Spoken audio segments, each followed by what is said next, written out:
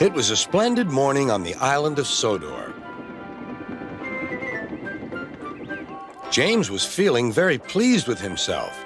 His red paint gleamed in the sunshine as he sped along the line. He reached the junction just as Percy puffed in with some freight cars. James was surprised to see him. What are you doing here, Percy? You should be at the station by now. I know, sighed Percy. These cars have been troublesome all morning. That's no excuse, Percy. Nothing should stop us. Sir Topham Hatt relies on us to be on time. Now, if you'll excuse me, I'll be on my way. And James puffed importantly away. Bossy buffers, muttered Percy.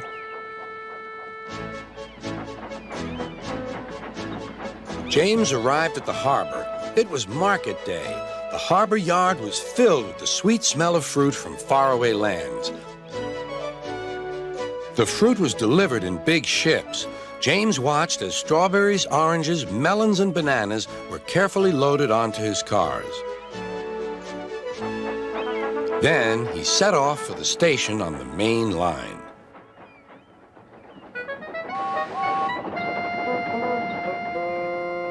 On the way, he met Thomas. Really reliable. That's me, panted James. Pity the same can't be said for Percy. Goodbye. What was all that about? Gasped Annie and Clarabelle. That was trouble. Trouble for James. Just wait and see. Percy was back in the yard and busy shunting. He had the cars in good order and was making up for lost time. But the station master had bad news. What's happened? Asked Percy's driver. James's brakes have jammed. We need Percy's help right away. Percy quickly set off to the rescue.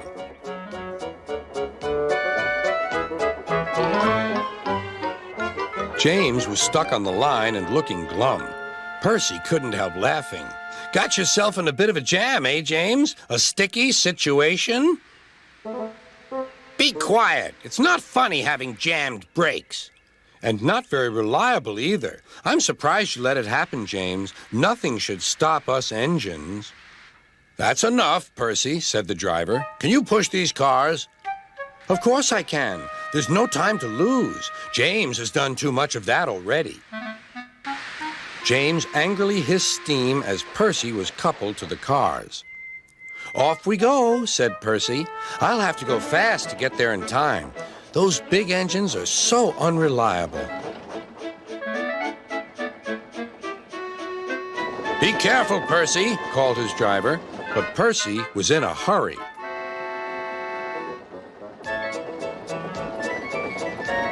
He didn't see that the switch had failed and that he had been diverted into a siding. Look out, Percy, shouted his driver and applied the brakes, but it was too late.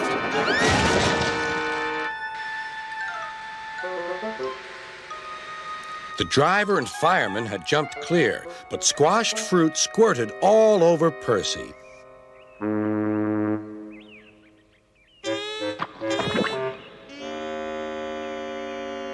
Sir Topham Hatt arrived. Percy, you are not to blame for the switch failure, but I do not run a jam factory. Yes, sir. No, sir. And Percy squelched sadly away.